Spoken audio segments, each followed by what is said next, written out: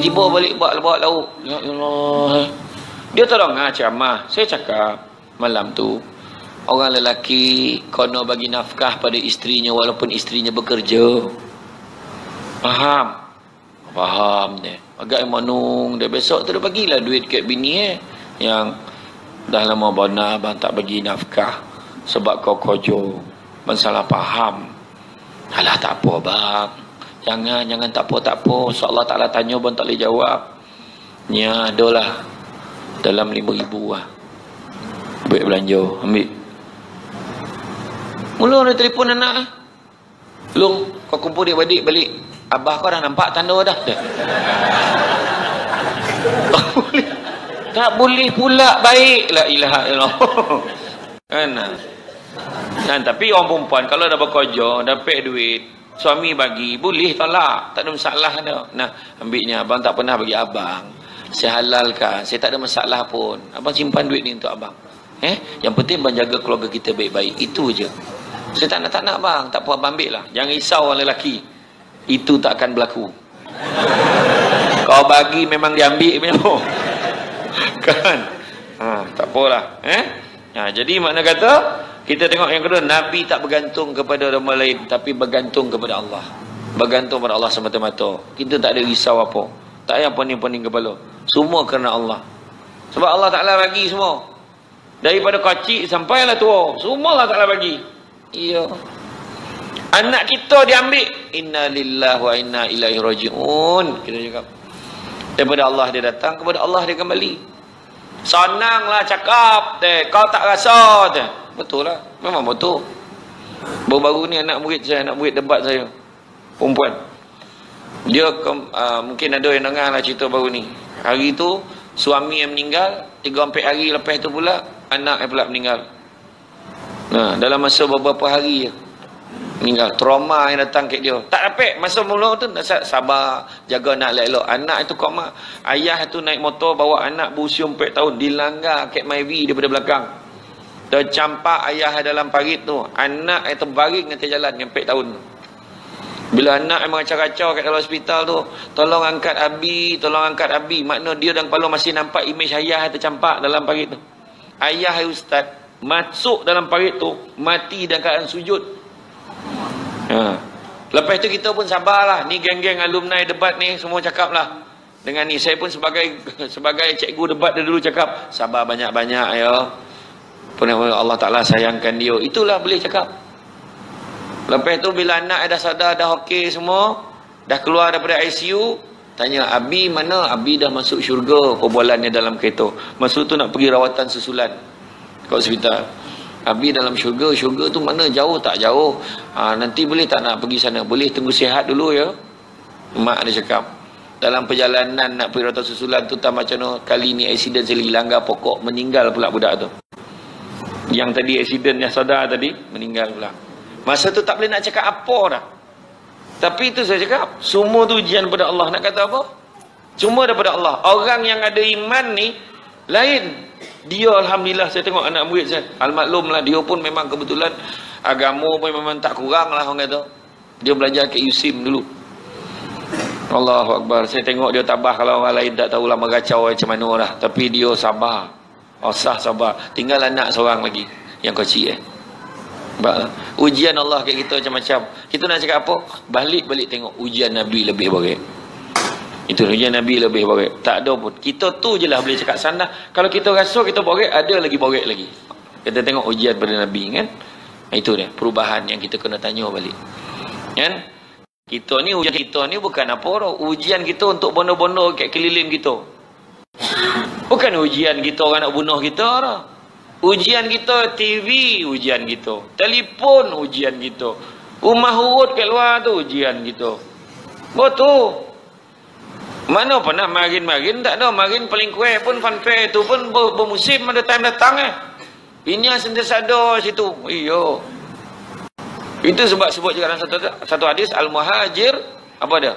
Hajara manahallahu anhu. Maknanya orang yang berhijrah itu adalah orang yang meninggalkan larangan Allah. Itu pun satu hijrah juga. Bayangkan, susah. Saya pernah pergi dengan pejabat agama buat operasi ke Mahurut ni. Masuk dalam, bukan baju seksi dah pakai, jaring pakai. Kita tadi elok, sehat, tiba-tiba longoh badan masuk dalam tu. Tak apa hal lah, tadi elok, tak apa hal lah. Ya, ujian dengan main-main tu sebab orang perempuan. Jangan take things for granted tau. Jangan ambil mudah layanan terhadap suami hari ni. Layan baik-baik. Pakai pakaian yang terbaik untuk suami di rumah.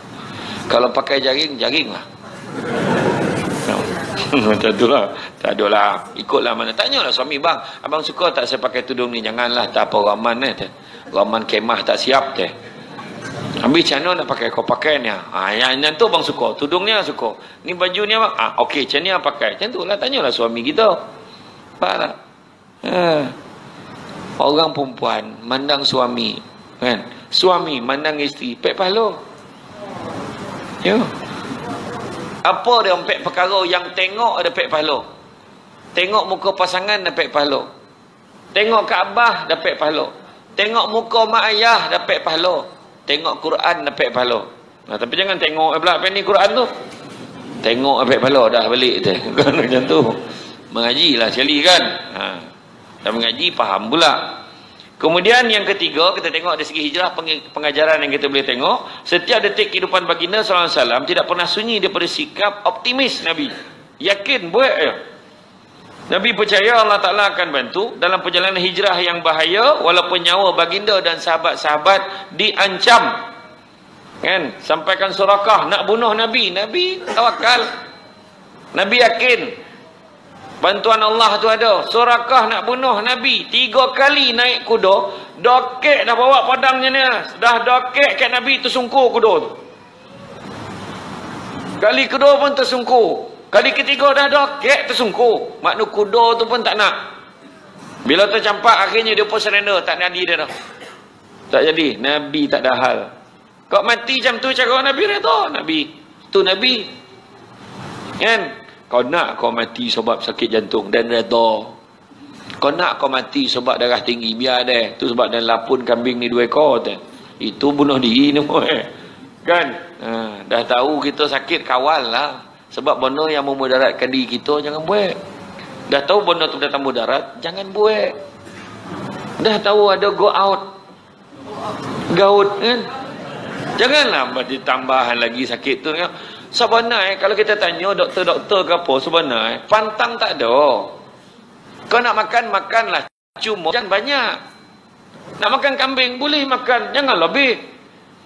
Kan? Yang baru ni gaut dia tak boleh. Dia asal ada benda pantang sikit, dia bongkak kaki. Betul tak? Makan empuluh noneh tu. Pak saudara saya makan tu, elok. Dikojo yang betul, batang noneh tu. Kan kita potong nonih tengah tu kita buang, batang itu makan. 60 nonih tu elok. Memang dia makan hari-hari. Memang dia pantang betul. Sekarang setakat makan apa sikit apa semua tak ada jadi dalam bangkak-bangkak. Insya-Allah dengan izin Allah doa banyak. Selawatlah makan 60 tu. Ini makan kambing selawat. Dia gaut memang mengoning-ngoning bangkak kaki. Insya-Allah ini ubek ni. Aduh. Agak-agak lah kan. Mungkin iya bukan kata dan yakin iya yakin bengkak terjalan dekat hospital kan. Berikhtiar untuk berubah. Apa pun boleh makan, tapi apa benda pun bila berlebih-lebihan dia jadi penyakit. Makan nasi sampai 50 pinggan memang penyakit tu. Ingat tak kat Melaka buat pertandingan makan roti canai makin yang Johan ni makan 7 boleh koping. Ambil piala setengah jam lepas tu mati. Sebab uti tu kembang dalam perut lah. Apakah gila kan? Saya pak saudara saya seorang. Pak saudara saya dekat dia Germany. Dia makcik saya kahwin dengan orang Jerman, duduk kat Heidelberg, Germany. Jadi dia bila datang Malaysia ni memang makan roti canai kurang-kurang 7 koping. Dia tak apa, perut dia panjang. Dia tinggi. Kan? Lain karung kita jangan ikut. Kita 2 koping pun dah tersandar. Kan? 7 boleh koping, boleh bayang tak? Allah. Pecah khusus itu lah. Betul, memang betul. Cuba cek, bukan buat cerita ni dah. Janganlah pandang macam tu. Memang betul cerita ni. Kau semak lah balik. Kan? Kamu lah, tak tidak. Aja kan? Iya. Benda kalau lebih mudarat, isap rokok lebih mudarat lah. Dia ada orang yang isap rokok ni, dia social smoker ada. Dia dengan kawan-kawan dia isap, tapi dia tak isap benar pun. Kan? Jadi kadang-kadang yang tak isap benar pun mudarat, yang isap betul pun mudarat. Kesimpulannya, jangan rokok. Itu lah. Apa susah? Perempuan, saya nak tanya, apa hukum isap rokok? Nampak tu? Ijma' ulama' ada. Sebulat suara tu haram tu, nampaklah. Tak ada lah. Tapi saya pesan lah, pasal hijrah ni bagus. Soal ketua kampung mak saya tu kat Pancur Paroi Samban tu, baru balik haji tu, dia pun makin kuat sorok. Tapi bila dia nak berhenti lah, pek berhenti, tapi peringkat-peringkat lah, slow. Saya ni nasihat saya, berazam berhenti merokok. Jangan buat banyak. Contoh, kita dah biasa isap 20 batang sehari, contoh. Minggu ni 20 batang, minggu depan jadi 19 batang. Minggu satu lagi biar 18 batang sehari. Minggu satu 17 batang sehari. Jadi makna kita buat jadual tu. Manalah tahu kalau malaikat nak cabut nyawa kita, biarlah kita dalam keadaan sedang ikhtiar nak berhenti. Itu tak ada mana ni semua. Ada ulama tu mana tak ada orang tak haram dah. Hantar kau lah, payah pun kan. Ya. Nabi cuba tengok, bukan hanya surakah, Daksur Nasrani ni, dia pun nak bunuh Nabi. Dia letak dah pedang tu kat leher Nabi ni. Sekarang siapa yang boleh tolong kau wahai Muhammad? Kata. Contoh dia tanya, siapa boleh tolong kau? Nabi senyum, Allah yang boleh tolong aku. Terlepeh pedang tu, mengelotak-ngelotak badan dia terperanjat. Tengok Nabi boleh relax jawab Allah. Dia berterasa tu boleh sebut Allah tu. Terasa dia. Asahana Allah Ta'ala ni boleh buat dia. Boleh buat Muhammad ni tenang, tak takut langsung. Bila terlepeh pedang tu, Nabi boleh ambil pedang tu letak kat leher dia. Nabi letak kat leher dia, sekarang siapa boleh selamatkan kau? Tak ada siapa tu.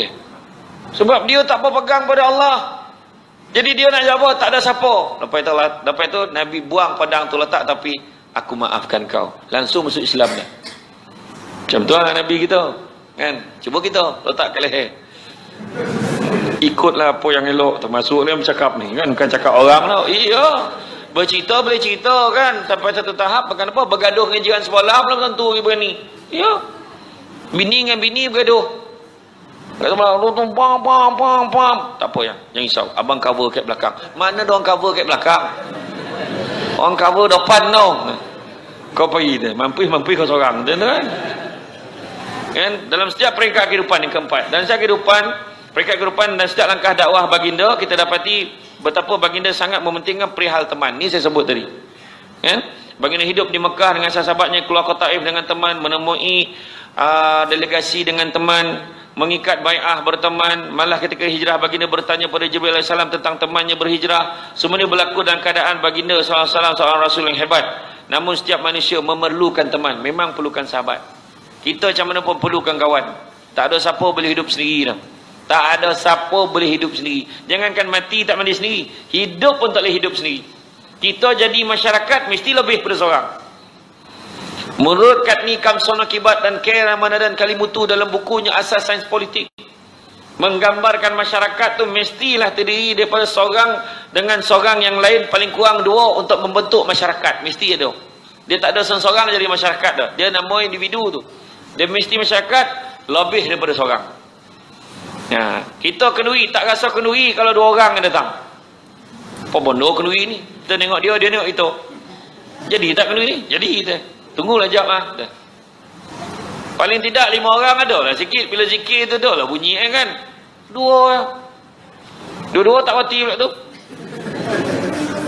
Tak ada yang pandai ni dah. Takkan kan masyarakat. Datang sini, datang surau berjemaah ni.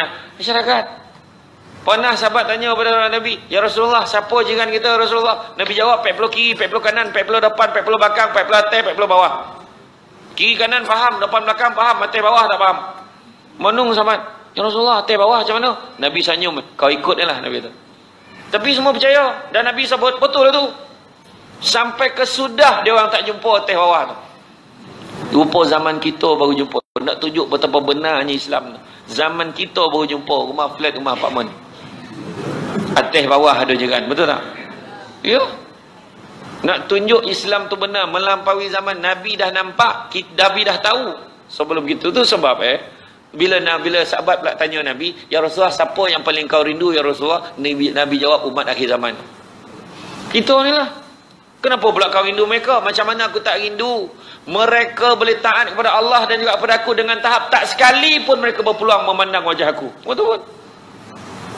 Kita taat ni kalau orang lain lah sebut taat buta-buta lah gitu. Tak jumpa siapa, tak kira siapa. Sebab itulah kuat pengaruh Islam tu dalam diri kita. Macam tu lah. Nampak tak? Sayang yang kita kat Nabi. Kita amal sunnah Nabi. Sayang kita kat Nabi. Kita selawat pada Nabi. Memang betul lah berharap ramai-ramai makhluk tu tak ada zaman Nabi buat dah. Betul. Tapi kita ni nak menzahirkan kasih sayang kita pada Nabi. Tapi paling mustahak selawat itu. Sallallahu ala Muhammad. Ada lah satu tim tu saya tengok, dia bantai play kaset tu. Dia main ming. Hausa lah, berhenti lah jadi orang kok pemalih mana. Baju Melayu baru nak. Kan? Oh iya. Dapat baju free pakai, sampen free pakai. Kan selawat tak nak. Nabi besok akan tengok tau. Akhirat besok yang boleh tolong kita Nabi je. Nabi-Nabi lain tak boleh tolong tau. Jumpa Nabi Adam, wahai Adam, bantu aku, tak dapat dah. Nafsi, pandailah masing-masing. Jumpa lah Nabi Musa, kau pergi cari Muhammad. Kata. Dan tak dapat tolong kau dah. Ni terjemahan tau. Apalah bunyi rambau lah berat Nabi Musa tu tak kan. Dia kata, kau pergi cari Muhammad. Nabi Muhammad ke yang boleh tolong kita? Bukan orang lain boleh tolong, tak ada. Nabi seorang je. Nabi kita je ya. Umati cari umat Kan? Lepas tu kita mengaku, ya Rasulullah, aku umat kau ya Rasulullah. Nabi tengok muka kita, tak ada tanda dia, kita ni umat dia. Macam mana nak ada tanda tu? Antaranya nak dapat tanda, kita nak dapat cap Nabi, umat Nabi ni, antaranya banyakkan selawat pada Nabi. Itu sebab Nabi sebut, inna aulan nasi bi yaumal qiyamah aksarhum alayya salatan. Orang yang paling baik di sisiku pada hari kiamat kelak adalah orang yang paling banyak selawat kepada aku. Nampak tu? Banyaklah selawat. Kan? Alfa sallu ala nabi khatamur rusulil kiram. Kan? 1000 selawat untuk Nabi, untuk Rasul yang mulia. Maksudnya, pernah dengar tak tu? Tu selawat syair Jawa tu. Dalam YouTube ada. Dia punya lirik ngawiti ingsun iki syairan kelawan muji marang pangeran. Faham tak? Saya pun tak faham.